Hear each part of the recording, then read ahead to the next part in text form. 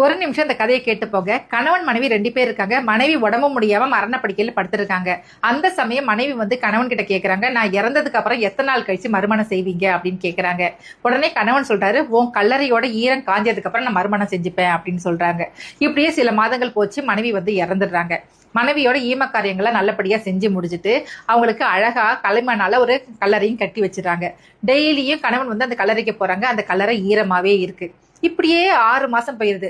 6 மாசம் ஆகியுமே அந்த கல்லறை ஈரமாவே இருக்கிறத பார்த்தோன்னா அந்த கணவனுக்கு வந்து அதிர்ச்சி ஆகுது. ஒரு சமயம் இவ பேயா இருப்பாளோ, இந்த கல்லறை காயவே மாட்டேங்குதே அப்படின்னு யோசிச்சுக்கிட்டே போயிடுறான். இப்படியே 1 வருஷம் போது. மனைவியோட நினைவு நாளும் வருது. அன்னைக்கும் போயிட்டு அந்த கல்லறையை பாக்குறாங்க. அன்னைக்கும் ஈரமாவே இருக்கு. உடனே வந்து அந்த கணவன் வந்து ஓன்னு கதறி அழுவுறாரு. உனக்கு என் மேல எவ்வளவு பாசம் இருந்தா இந்த கல்லறையோட ஈரம் காயாம பாத்துப்பேன்னு சொல்லி அழுதுட்டு இருக்காரு. அந்த சமயம் பார்த்து மனைவியோட சகோதரன் ஒரு குடத்துல தண்ணியோட வராரு. உடனே கணவன் வந்து அந்த சகோதரனை பார்த்து, நீ என்ன இங்க அப்படின்னு கேக்குறாங்க. உடனே அந்த சகோதரன் சொல்றாரு, உங்க மனைவி வந்து, அதாவது என்னோட தங்கச்சி சாவறதுக்கு 1 மணி நேரத்துக்கு முன்னாடி என்கிட்ட ஒரு சத்தியம் வாங்கிட்டாங்க.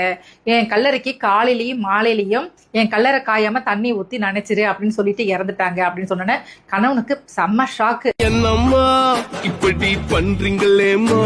இதுல இருந்து என்ன தெரியுது? மனைவி இறந்தாலுமே உங்களை நிம்மதியா வாழ விட மாட்டாங்க. தன்னோட இடத்த யாருக்குமே விட்டு கொடுக்க மாட்டாங்க. அதாவது லைஃபே மாறினாலும் வைஃப் மாறவே மாட்டாங்க. தேங்க்யூ.